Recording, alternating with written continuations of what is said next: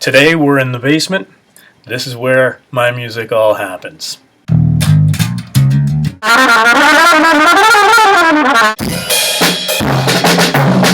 But today, instead of rocking out, we're going to talk about baton grip, right? So I have here a standard Mollard baton. It has a pretty standard base right there. And while you might see great conductors extending their pinky, you might see great conductors holding their baton like this for some reason or another. That is okay. If you're a great conductor and you understand that that grip you're using is straying from the default versus being your default. So if you are Leonard Bernstein and you extend your pinky like I've seen him do, that's okay.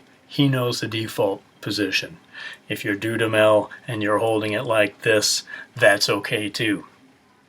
The main thing is that you are able to hold the baton in the proper fashion and stray from that. So the way you should do it, if you have a baton like this, which is very typical by the way, should look something like this.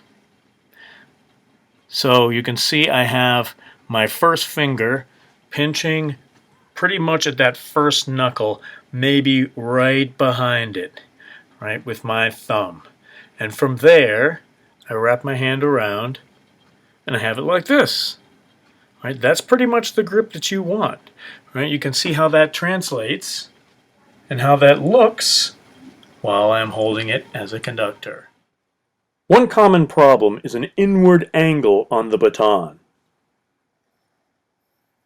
You should really have everything lined up from the forearm through the wrist through the end of the baton in one straight line. Another fairly common issue is the resting of the index finger on top of the baton.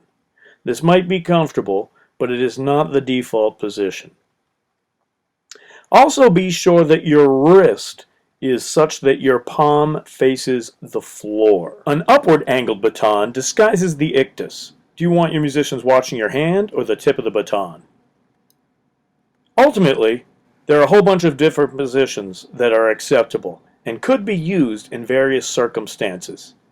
As you develop your artistry, you will discover what works best for you in each given musical situation. Another thing to consider is the length of the baton. If you're conducting a large ensemble, maybe you have a giant orchestra and a few hundred singers and performing Mahler, you would probably want to conduct with a long, large baton in that situation so that everyone can see you clearly. I find it easier to control a baton that is 12 to 14 inches personally. If you have a baton that is longer than that, everything that you do is going to be magnified on the end. So if your hand's shaking a little bit, that end's going to shake even more. You also run the risk of possibly hitting the music stand with the baton if it is longer. We've all done it. The decision to use a baton at all is a personal one.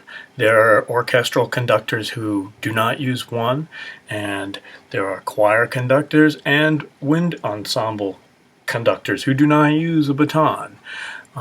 Some people use them exclusively, and some people pick and choose based on the music. Personally, that's what I do.